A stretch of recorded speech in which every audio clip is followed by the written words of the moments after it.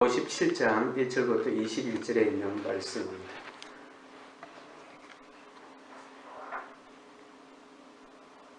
먼저 1절입니다. 의인이 죽을지라도 마음에 두는 자가 없고 진실한 이들이 거두어감을 당할지라도 깨닫는 자가 없도다. 의인들은 악한 자들 앞에서 불리어 가는도다. 56장에 있는 내용과 아주 긴밀하게 연결되는 1절, 2절인데요. 의인의 죽음에 대해서 언급하고 있습니다.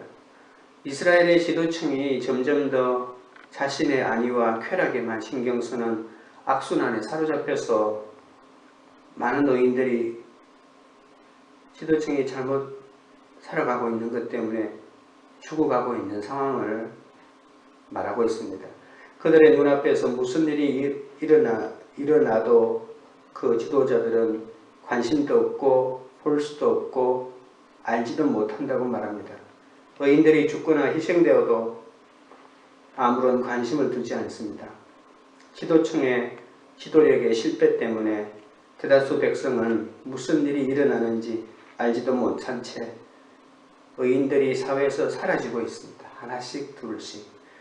이스라엘은 지도층이 부패한 사회 안에 있는 악 때문에 의로운 이들이 박해를 당해서 죽어가고 있는 가장 비참한 사회고, 그리고 나라가 망하기에 징조가 드러나고 있습니다.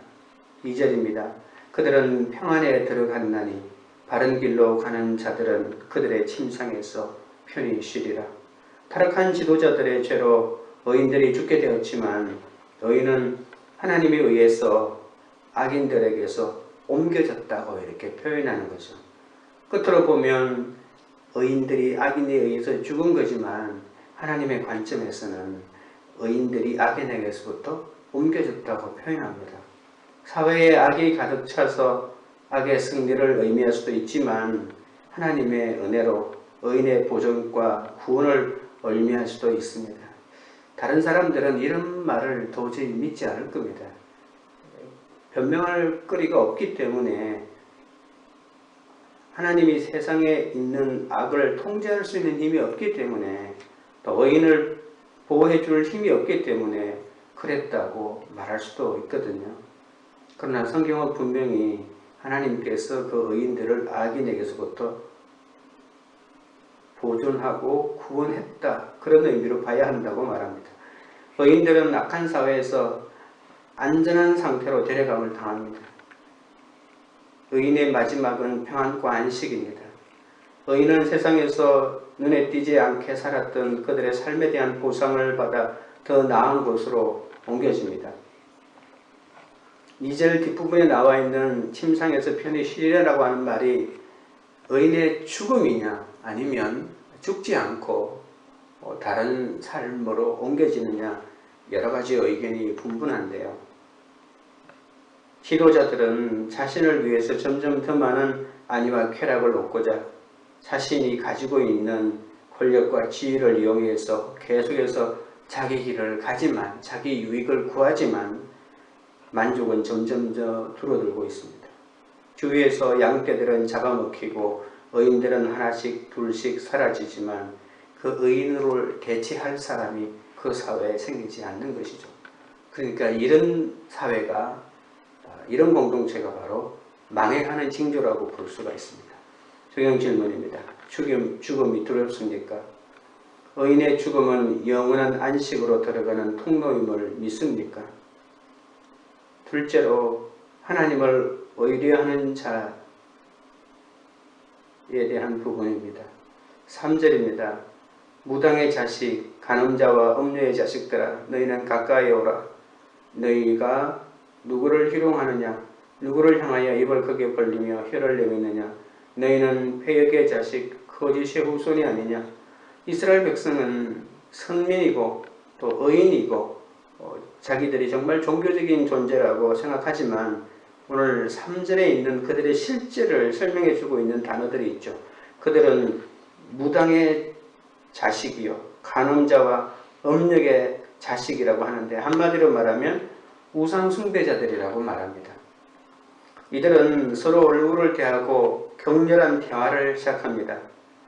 이들은 스스로 그와 같은 존재가 되었을 뿐만이 아니라 다른 사람들을 희롱하고 자기가 숨기고 있는 우상 숭배를 하라고 유혹하고 있습니다.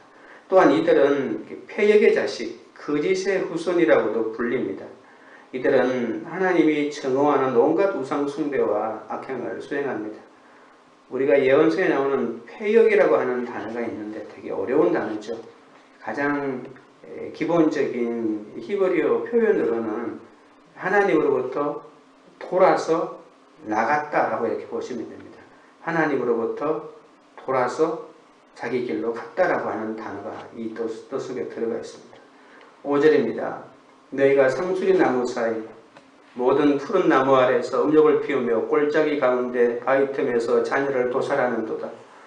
이들은 선지자들을 치가 떨리게 만든 가나안 종교의 두 측면인 풍요 숭배와 자녀 제사에 대하여 묘사합니다. 예언자들이 가장 싫어했고 또 예언자들을 통해서 하나님이 가장 강력하게 말했던 것이 이 바알 제사와 자녀를 태워 죽여 제사를 지내는 이 두 제사를 싫어했는데요. 바위 틈과 나무 사이에서 음욕이 불릴듯이 일어나며 자기 자녀들을 희생제물로 삼았습니다. 그들은 생산물을 더 많이 얻기 위해서 창조자와의 영적인 관계보다는 피조물과 물리적인 관계가 더 중요하다고 여겼습니다. 그래야만이 생산 능력을 더 많이 가질 수 있다고 생각했습니다. 이스라엘 바알 제사에 보면 남창이 있고 여창이 있습니다.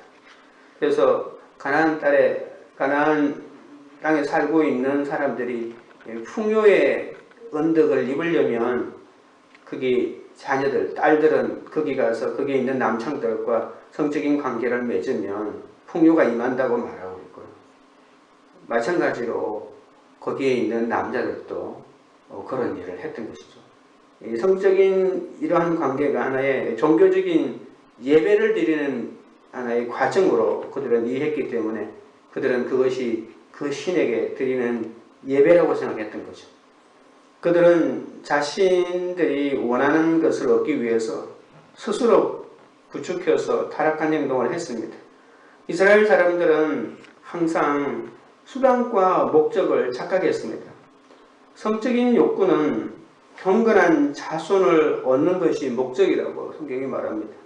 그런데 성적 욕구를 충족시키는 것이 목적이 되어버리면 하나님이 주신 그들의 자녀들을 수단으로 삼아서 모든 제단 위에 제물로 바쳐서 그 자녀들을 드림으로 풍요를 얻으려고 하는 목적과 수단이 뒤바뀌어지는 이런 행동을 하는 거죠. 6절입니다. 골짜기 가운데 매끄러운 돌들 중에 내 몫이 있으니 그것들이 곧 내가 제비 뽑아 얻은 것이라. 또한 내가 전제와 예물을 그것들에게 드리니 내가 어찌 위로를 받겠느냐. 이들은 살아계신 하나님을 섬기는 대신에 어리석게도 광야의 건천이라고 있습니다. 우기 때 물이 흐르는 그러한 시내를 히브리어로는 이렇게 와디라고 합니다. 평소에는 물이 흐르지 않는데 우기 때 비가 올 때만이 물이 흘러가는 그러한 광야가 바로 와디입니다. 이 골짜기라고 하는 그곳에서 매끄러운 돌을 하나 발견했어요. 반들반들한 돌을 제비 뽑기해서 자신의 몫으로 삼습니다. 그리고 그걸 숨기는 거예요. 아무 의미도 없죠. 아무도 광활한 광야에 비와 폭풍이 몰아칠 때만 물이 넘쳐나는 건천 한가운데서 얻어 있는 이 돌이 신비롭게 보였다는 것이죠. 그러나 돌은 돌일 뿐입니다. 백성이 믿고 의지하고 도움을 받을 수 있는 대상이 절대 아닌데 그 돌이 자신들에게 행운을 갖다준다고 숨기고 예배했다는 것이죠. 7절 8절입니다. 내가 높고 높은 산 위에 내 침상을 베풀었고 내가 또 거기에 올라가서 제사를 드렸으며 내가 또 내 기념표를 문과 문설주 뒤에 두었으며 내가 나를 떠나 벗고 올라가서 내 침상을 넓히고 그들과 언약하며 또 내가 그들의 침상을 사랑하며 그 벌거벗은 것을 보았으며. 그런데도 백성은 그 돌에게 전제와 예물을 헛되이 바치기까지 합니다. 그 돌을 마치 신인 것처럼, 신의 형상인 것처럼 제사도 드리고 예물도 갖다 바치는 행위를 한 것이죠. 이제 선지자의 관심은 골짜기에서 산꼭대기로 전환됩니다. 과거에도 산꼭대기 우상 숭배 장소로 활용되었죠. 여기서 언급되는 침상은 이방 제의가 성관계와도 관련이 있다는 것이죠. 아까 제가 말했던 것처럼 이러한 이방 제의 자체가 그런 성적인 관계를 예배의 중요한 하나의 과정으로 여기기 때문에 그러한 침상이라고 하는 것이 그 예배 안에 일어나는 그 행위를 하기 위한 하나의 장소로 그런 것이 이미 준비되어 있었다는 거죠. 침상은 이방 제의가 성관계와도 관련이 있다라고 하는 것을 증명해 줍니다. 사람들은 그곳에서 성관계도 맺고 제사도 지냈습니다. 그들은 하나님의 말씀 대신에 이교적인 기념물을 문과 문설주 뒤에 두며 하나님을 버리고 다른 사람들과 음행을 통해서 밀접한 관계를 맺는 악행을 저질렀죠. 하나님은 하나님의 말씀, 신명기 6장 4절 세마 이스라엘이라고 하는 그런 부분들을 말씀을 넣어가지고 문설주에 이렇게 갖다 두라고 했죠. 그런데 여기에는 이교적인 그런 기념물들을 하나님 말씀 대신에 그런 걸 걸어두고 나가고 들어갈 때 그것을 보고 그것을 미신 삼아서 숭배하라고 이렇게 말하고 있습니다. 9절입니다. 내가 기름을 가지고 몰렉에게 나아가되 향품을 더하였으며 내가 또 사신을 먼 곳에 보내고 서울에까지 내려가게 하였으며 10절에 내가 길이 멀어서 피곤할지라도 헛되다 말하지 아니하는 내 힘이 살아났으므로 쇠약하여지지 아니함이라. 이스라엘 사람들은 우상 숭배의 목적으로 몰렉에게 찾아가서 귀하고 향기 좋은 올리브 기름과 향품을 제물로 바쳤고요. 신들을 찾아 섬기기 위해서 심지어 서울에까지 사절단을 파견하였습니다. 서울은 지옥이잖아요. 그러니까 굉장히 좀 문학적인 표현이죠. 그들은 우상을 섬기기 위해서 사신을 지옥에까지 내려보냈다라는 거죠. 땅 속에 있는 그런 하나의 지역이죠. 죽으면 내려간다고 하는 그 서울에까지 사절단을 파견했다고 합니다. 세상에 있는 모든 우상을 다 섬겼다는 거죠. 그런데 문제는 백성이 이와 같은 수고와 노력을 하면서도 우상과 이방 신들을 의지하는 일이 힘을 주는 일이므로 헛되다고 말하지도 않습니다. 헛된 일인데도 헛되다고 말하지도 않고 지치지도 않는다고 말합니다. 하나님을 섬기는 일은 조금이라도 자기 기분에 맞지 않으면 헛되다고 하고 지치고 힘들어하면서도 우상을 섬기는 일에는 헛되다는 사람도 없고 지치지도 않는다고 하는 것이 참 이상하죠. 물론 이것은 착각이요 망상입니다. 이처럼 백성들은 다양한 방편을 사용하여서 신의 응답을 효율적으로 추구하는 혼합주의의 실천입니다. 오늘 여기에서 드러나고 있는 것은 한 신을 말하는 것이 아니고 그들 삶 가운데 드러나 있는 모든 신들을 다 섬기는 거예요. 그들 삶 전체가 모든 우상들이 모여가지고 있는 종교 혼합주의, 그것을 실천하고 있는 모습들입니다. 이들은 개인적인 유익을 위해서 온갖 수단과 방법을 동원하여서 신의 힘을 조작하고 신의 힘을 자기가 조작한 대로 그대로 믿고 있는 거죠.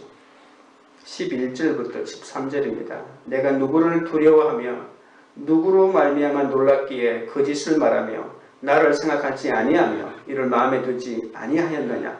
내가 나를 경외하지 아니함은 내가 오랫동안 잠잠했기 때문이 아니냐. 내 공의를 내가 보이리라. 내가 행한 일이 내게 무익하리라. 내가 부르짖을 때에 내가 모은 우상들에게 너를 구원하게 하라. 그것들은 다 바람에 날려가겠고 기온에 불려갈 것이로되 나를 의뢰하는 자는 땅을 차지하겠고 나의 거룩한 산을 기업으로 얻으리라. 이제 하나님께서 이스라엘 백성에게 질문하십니다. 도대체 누구를 두려워하거나 놀랄만한 자가 있길래 나에게 거짓을 말하고 나를 생각하지도 않고 나를 마음에 두지도 않느냐고 따져 묻죠. 그러면서 스스로 막 대답도 합니다. 하나님 이외에 특별히 다른 어떤 신이 있었기 때문이 아니라 하나님이 내가 응답하지 않았기 때문에 다른 신을 계속 찾은 거 아니냐? 그래, 내가 이제 그러면 내가 공의로 응답하겠다. 이렇게 말하죠. 네가 나를 섬기지 않고 네 멋대로 우상을 숭배한 그 대가에 대해서 내가 응답하겠다. 내가 공의로 심판의 하나님으로 내게 응답하겠다. 뭐 그런 말씀을 하십니다. 그들의 수고와 노력이 헛된 것임을 밝히 드러내겠다고 이렇게 말합니다. 이제 백성은 기도할 때 그 대상에 대해서 시험해 보라는 하나님의 요청을 받습니다. 진짜 네가 믿고 있는 그 신이 진짜 너를 도와주는지, 내가 진짜 신인지 네가 그들에게 한번 기도해 보라고 하는 거죠. 마치 갈멜산에서 일어났던 850명의 우상 숭배자들과 엘리야의 대결과 같습니다. 우상에게 기도하는 것은 한편으로는 유익하고 진실한 것으로 보일 수 있지만 그 우상들은 부는 바람에 날아가고 없어질 정도로 허무하며 값어치가 없는 것에 불과합니다. 시편에도 보면 바람이 날려버리는 겨와 같다라고 말하죠. 땅에 심기는 씨앗과 그리고 바람에 날려버리는 이 겨를 두 개를 비교하고 있잖아요. 지금 당장 보면 바람에 날려가는 겨는 온 세상을 유람하고 있는 것 같은 자유로운 영혼 같지만 하나님의 관점에서는 바람이 지금 날려버리고 있는 것이다. 불구덩이 속으로 계속 바람이 날려가고 있는 것이지 자유로운 영혼으로 이 세상을 유람하며 떠돌아다니면서 자기 할 것 다 하는 것이 아니다. 그는 크게 보면 불구덩이로 하나님의 심판의 바람에 의해서 날려가고 있는 것이라고 이렇게 말하는 것과 같습니다. 하나님은 유다가 의지하는 우상들을 바람에 다 날려보내겠다고 하십니다. 이 하나님의 심판에 의해서 그들을 멸하겠다고 하는 것이죠. 오직 하나님을 의뢰하는 자는 유다가 망하는 중에도 보호를 받아 다시 예루살렘을 차지하게 될 것이라고 합니다. 하나님을 의뢰하는 자들이 유다가 망할 때 바벨론의 포로로 끌려갔다가 예루살렘으로 귀환해서 그 땅을 기업으로 삼게 될 것을 오늘 이 본문에서 말하고 있습니다. 오늘 13절 마지막에 나를 의뢰하는 자는 땅을 차지하겠고 나의 거룩한 산을 기업으로 얻으리라고 말하고 있죠. 누구든지 하나님을 의뢰한다면 그는 축복의 상징이자 약속의 성취로서 땅을 차지할 것이라고 말합니다. 하나님의 거룩한 산을 기업으로 받게 될 것이라고 말합니다. 우상을 숭배하고 스스로 구원을 얻으려고 하는 자는 하나님의 심판으로 멸망을 당합니다. 하나님을 의뢰하는 자는 영원토록 보존되고 하나님이 약속하신 기업을 얻게 된다고 말합니다. 마지막 때에는 누구든지 두려움에 떨이지만 하나님을 믿고 의지하고 그를 내 삶의 방편으로 삼는 자는 하나님의 약속을 반드시 누리게 됩니다. 적용 질문입니다.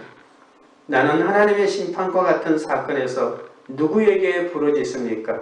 내가 지치지도 않고 쓰임을 얻어 숭배하는 우상은 무엇입니까? 셋째로 통회하고 마음이 겸손한 자에 대해서 살펴봅니다. 14절에 그가 말하기를 도웃고 도두어 길을 수축하여 내 백성의 길에서 거치는 것을 제하여 버리라 하리라. 하나님께 피하는 것을 가로막는 것은 무엇이든지 제거해야 되죠. 백성들이 가는 길에 돌출된 곳 또는 움푹 파인 곳을 제거해야 합니다. 길에는 걸려 넘어지는 거친 돌이 있습니다. 그러나 이제 걱정할 필요가 없습니다. 하나님의 진도가 풀렸고 하나님의 사랑이 선포될 수 있는 길이 열렸죠. 하나님의 거룩한 분노, 죄에 의해서 생기는 하나님의 거룩한 분노가 있고 또 하나님의 사랑이 있는데 이 거룩한 분노가 정리가 돼야 하나님의 사랑이 임할 수가 있는 거잖아요. 이 하나님의 거룩한 분노라고 하는 말은 다른 말로 하면 이스라엘 백성들이 가지고 있는 이 죄가 처리가 되어야만 하나님의 사랑이 갈 수 있는데 하나님의 사랑은 이 죄가 처리되지 않았는데도 하나님 사랑이 임하지는 않는 거죠. 그래서 바벨론 포로라고 하는 것 자체가 하나님의 이 거룩한 분노에 의한 하나님의 죄를 집행하고 있는 하나의 과정이라고 보는 거죠. 하나님의 종은 상함을 받았지만 오히려 하나님은 상한 이들과 함께 티끌 가운데 앉으신다고 하는 건데요. 이것을 이루어내는 자가 바로 여호와의 종이라고 하는 고난받는 종, 우리가 이사야 52장, 53장에서 보았던 쉽게 말하면 이제 고난받는 메시아라고 하는 그 종들의 사역을 통해서 이러한 일들이 가능한 길이 열린다고 볼 수 있습니다. 15절입니다.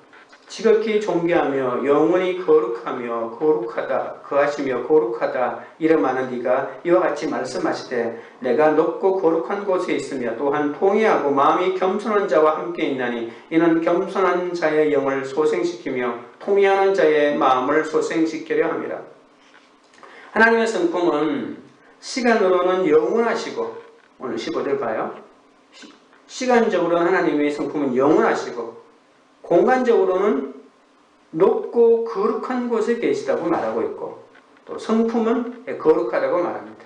지극히 존귀하신 것이라고 하는 이 말은 이 세상에 있는 모든 다른 종교와 구별되는 진리를 말합니다. 하나님은 세상을 자신과 다른 것으로 창조하셨습니다. 세상을 심판하시고 구속하시기 위해서 하나님이 세상의 일부로 포함될 수는 없잖아요. 이 세상과 하나님은 질적으로 다른 존재입니다. 구별되게 존재하시기 때문에 이 세상을 객관적으로 보고 심판할 수 있는 것이죠. 그러나 하나님은 아무리 세상에서 이렇게 초월해 계셔도 하나님은 자기 죄를 통회하고 마음이 겸손한 자와 함께 하십니다. 봐요. 하나님은 세상을 심판하시려면 만든 자와 만들어진 존재는 엄연하게 너무나도 구별되지만 하나님께서 자신이 만든 존재 가운데 어떤 사람에게는 너무나도 가까이 함께 계신다는 거예요. 그 사람이 누구라고요? 통회하는 자, 회개하는 자, 마음이 겸손한 자들은 아무리 자신이 만든 피조물이라 할지라도 자신이 그 피조물과 함께 거하겠다라고 이렇게 말하고 있습니다.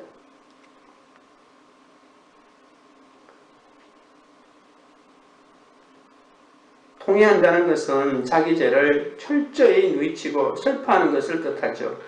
마음이 겸손하다는 것은 단순히 다른 사람 앞에서 잘난 척하지 않는 것이 아니라 하나님 앞에서 자신의 죄를 하나씩 하나씩 토해내는 것을 말합니다. 하나님은 높으시고 거룩하신 분이시기 때문에 자신을 하나님과 동등한 존재로 여기려는 자는 하나님과 절대로 같이 있을 수가 없죠.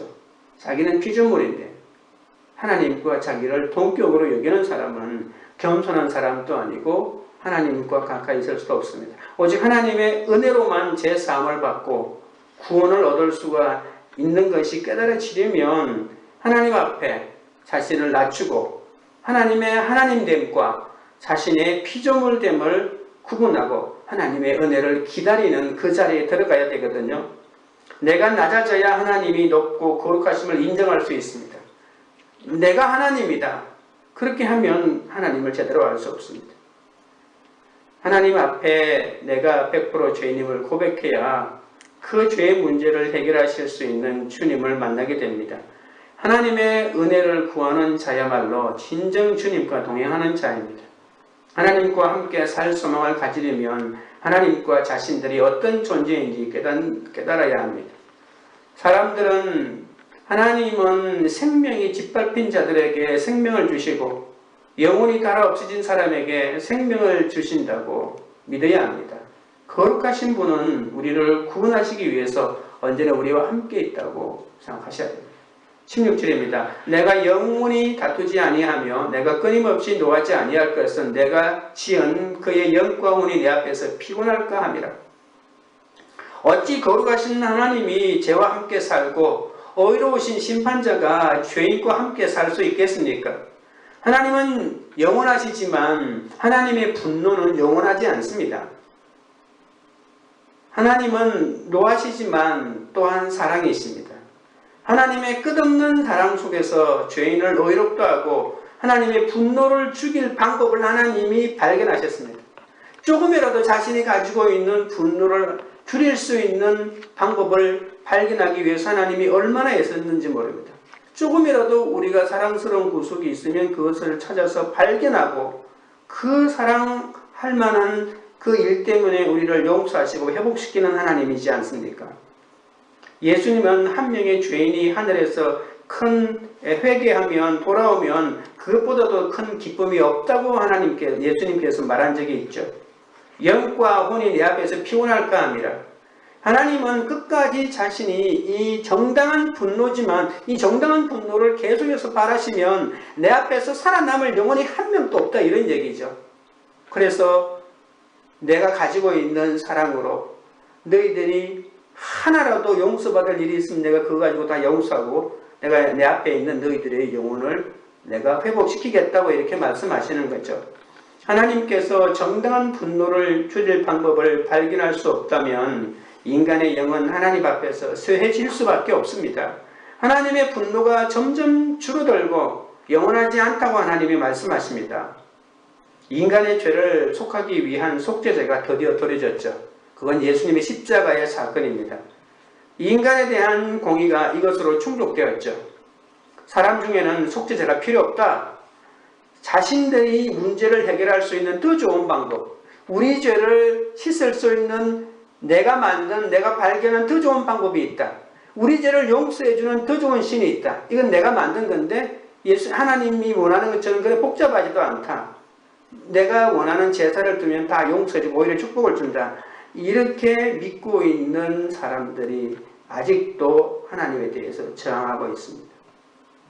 17절에 그의 탐심의 죄악으로 말미암아 내가 노하여 그를 쳤으며 또 내 얼굴을 가리고 노하였으나 그가 아직도 패역하여 자기 마음의 길로 걸어가도다. 하나님은 16절에는 끊임없이 그들을 회복시키려고 노력하고 있지만 방금 말했던 것처럼 속죄의 길을 자기 스스로 찾아낸 그런 사람들의 저항이 계속해서 일어나고 있다는 거죠. 그리고 17절에 말하고 있는 하나님을 노엽게 만드는 이 사람들이 바로 그런 사람들입니다. 하나님은 부당한 이득을 취한 죄악을 탐심이라고 하시죠. 그들은 자기 스스로 속죄하는 방법을 발견했다고 하지만 그들의 마음속에 가지고 있는 생각의 고난은 바로 이익을 조금이라도 얻기 위한 탐심에 불과하다고 말합니다. 탐심은 어떻게 하든지 모든 것을 더 많이 가지려고 하는 욕망입니다. 바울은 디모데전서 6장 10절에 돈을 사랑하는 것이 일만하게 뿌리가 된다고 했는데 탐욕은 모든 죄의 종합입니다. 교만하고 통제하지 못하는 사람은 권력 그리고 위로 또 안전 이 쾌락을 자신이 이 땅에 있는 물질을 충분히 가지면 가질수록 안전하게 될 것이라고 하는 이 확신에 가득 차 있고요. 자신이 바로 우주의 중심이라고 생각합니다. 우주가 자기를 중심으로 돌아가기를 원하고 모든 것을 자신 안으로 끌어들입니다. 이런 탐심이 바로 사도 바울은 우상 숭배라고 말하고 있죠. 탐욕을 금하는 것이 십계명 가운데 마지막 계명이잖아요.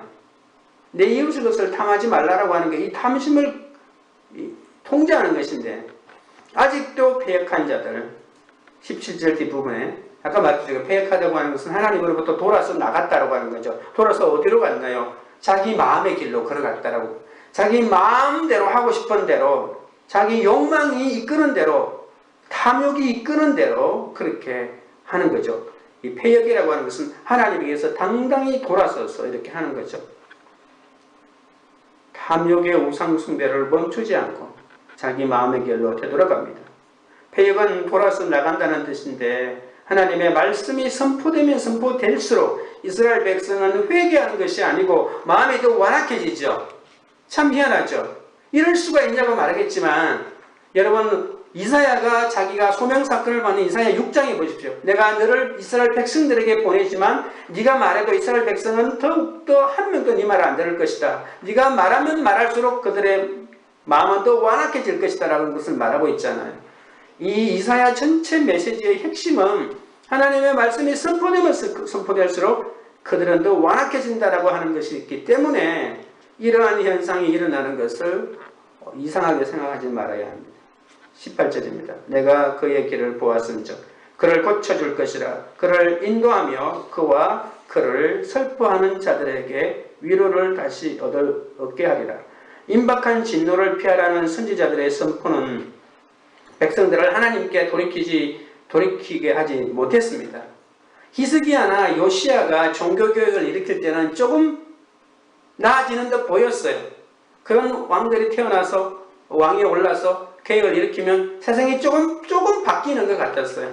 예레미야도 한 14년 정도 예레미야 선포를 하지 않았어요. 왜냐하면 요시야가 자기가 원하는 종교개혁을 할 때는 말씀을 선포하지 않았거든요. 그러나 그때뿐이었습니다.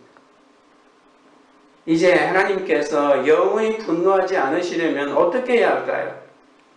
오늘 우리가 봤던, 아까 제가 말했던 이사야에 나와 있는 이 종의 사역밖에 없습니다. 여호와의 종의 사역이 비록 고난받는 종의 사역이지만 이것이 곧 예수님의 사역을 보여주고 있지 않습니까? 고린도후서 5장 18절 19절에 이런 말씀이 있습니다. 모든 것이 하나님께로서 났으며 그가 그리스도로 말미암아 우리를 자기와 화목하게 하시고 또 우리에게 화목하게 하는 직분을 주셨으니 곧 하나님께서 그리스도 안에 계시사 세상을 자기와 화목하게 하시고 그들의 죄를 그들에게 돌리지 아니하시고 화목하게 하는 말씀을 우리에게 부탁하셨느니라. 오늘 이사야가 우리에게 보여주고 있는 것은 그 당대에는 이루어지지 않는 것이죠. 예수님의 십자가를 통해서 세상과 하나님은 화목을 얻는 길밖에 없습니다. 하나님은 죄와 또 죄의 결과들에 의해서 하나님의 그 선한 의지가 짓밟히고 있고요. 그 영혼이 깨어진 자들에게 그들과 함께 거하시는 하나님은 조건 없는 치유와 보답을 요구하지 않는 위로를 먼저 제안해 주시고 있거든요. 19절입니다. 입술의 열매를 창조하는 자 여호와가 말하노라. 먼데 있는 자에게든지 가까운 데 있는 자에게든지 평강이 있을지어다. 내가 그를 고치리라 하셨느니라. 하나님은 열매를 창조하시고 예배하는 자들을 기쁘게 그 열매를 예배하는 자들은 기쁘게 그 열매를 여호와께 바칩니다. 평강이 있을지어다라고 하는 말은 죄로 물들어 있는 이 세상에 대한 감동적인 하나님이 화해를 선포하는 거죠. 이 평강이 있다라고 하는 말은 하나님과 이 세상과의 화목이 이루어진다는 것인데 하나님의 자녀들은 가까이 있든 멀리 있든 하나님은 더욱 그들과 떨어져 계시지 않는다는 것을 계속 말합니다. 하나님은 그들과 하나고 평화를 누리고 싶다고 말씀하십니다. 이 약속은 예수님을 통해 실현되었죠. 그리스도의 희생을 통해 하나님은 세상과 화평하게 지내시고 예수 그리스도의 메시지 선포를 통해서 하나님은 그 화평을 모든 사람에게 선포한다고 볼 수 있습니다. 이사야 당시에는 메시지를 선포하면 선포할수록 그들의 백성은 더 완악해져서 회복의 가능성이 없었지만 그것은 바로 예수님의 사역을 통해서 모든 열방이 시온으로 몰려오는 이런 유대교로는 어림도 없습니다. 지금도 이스라엘 사람들은 이것이 유대교에게 주신 말씀인 줄 알고 그렇게 생각하고 있지만 그들이 열방에 대해서 가지고 있는 우월의식을 그들이 정리할 생각을 못하고 있잖아요. 자기들만 선민이라고 생각하고 있는 그들의 우월의식이 그것 또한 극복하지 못하고 있는데 무슨 세계 열방을 구원할 수 있는 마음이 그들에게 있겠습니까? 이것은 예수님을 통해서 지금의 교회를 통해서 이루고자 하시는 하나님의 뜻일 겁니다. 20절에 그러나 악인은 평온함을 얻지 못하고 그 물이 진흙과 더러운 것을 늘 솟구쳐내는 요동하는 바다와 같으니라. 21절 내 하나님의 말씀에 악인에게는 평강이 없다 하셨느니라. 평온은 타고난 질이나 선택의 문제가 아닙니다. 이 평온이 임하는 땅이 따로 있고 그런 것도 없습니다. 하나님은 자기 백성들을 고치겠다고 선언하셨지만 백성들은 고침받기를 원하지 않습니다. 그렇다고 해서 의로운 삶을 원하지도 않습니다. 우리는 하나님과 화해할 능력도 우리에게는 없습니다. 우리에게 하나님이 요구하시는 대로 살만한 능력도 우리에게는 없습니다. 하나님이 자신과 화목하게 하시고 하나님의 의를 우리에게 주실 때 우리가 그것을 누릴 수 있을 뿐입니다. 우리가 악을 거부하기 전까지는 하나님의 의를 받을 수 없습니다. 우리가 만약에 하나님의 의를 받고자 하면 악을 우리가 싫어하고 거부해내야 됩니다. 오늘 여기 말했죠. 악을 행하는 자에게는 평강이 없다고요. 아무리 하나님이 하시려고 해도 내가 스스로 선택하여 악을 거부하는 일들이 나에게 있어야 합니다. 하나님의 말씀이 나에게 아무리 임해도 내가 이 악에 대한 저항으로 내 삶 가운데 적용이 일어나지 않으면 하나님의 말씀의 열매를 거둘 수는 없습니다. 우리가 예수님을 통한 과분한 은혜를 경험하고도 여전히 탐욕과 자기 의지의 지배를 받는 삶을 기대한다면 그런 종교적인 행위로는 참 평화를 이룰 수 없습니다. 우리는 아무리 애를 써도 평안함을 만들어내지 못합니다. 하나님과 모두 맡길 때만 가능하거든요. 지금 내가 하나님의 말씀을 묵상하고 난 다음에 내가 오늘 처리해야 될 말씀에 대한 순종, 십자가를 지는 적용이 무엇인지 그것을 실천해낼 때만 하나님이 나에게 주시는 그 평화, 화평을 누릴 수가 있습니다. 적용 질문입니다. 나를 구원하실 분은 오직 하나님 한 분밖에 없음을 인정합니까? 통회하는 마음으로 하나님 앞에 고백해야 할 나의 죄와 허물은 무엇입니까? 오늘 내가 말씀을 듣고 적용해야 할 적용은 무엇입니까? 기도하겠습니다. 하나님 아버지, 성도의 죽음이 영원한 안식의 통로임을 깨달아 죽음을 두려워하지 않고 주님을 더욱 사랑하게 하여 주시옵소서. 하나님의 심판과 같은 나에게 주어진 사건에서 오직 하나님께만 부르짖어 나아가게 하여 주옵소서. 바람에 날려갈 헛된 우상들을 쫓았던 저를 용서해 주시고 내가 지치지도 않고 쓰임을 얻어 숭배하는 우상을 내려놓게 하여 주시옵소서. 주님을 신뢰함으로 하나님의 심판의 날이 구원과 회복의 날이 되도록 인도하여 주시옵소서. 나를 구원하실 분은 오직 하나님 한 분밖에 없음을 인정합니다. 통회하는 마음으로 하나님 앞에 고백해야 할 나의 죄와 허물을 온전하게 고백하고 드러내게 하여 주시옵소서.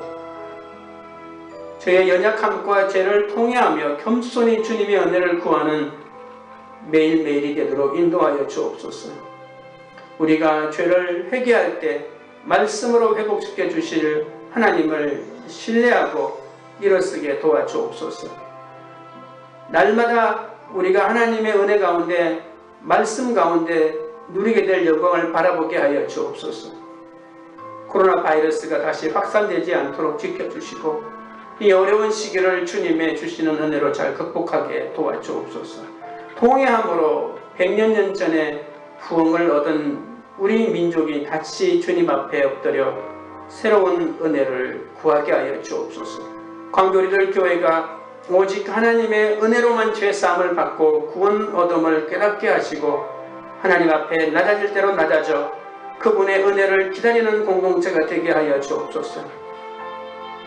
우리가 낮아져야 하나님의 높고 거룩하심을 인정하기를 원합니다.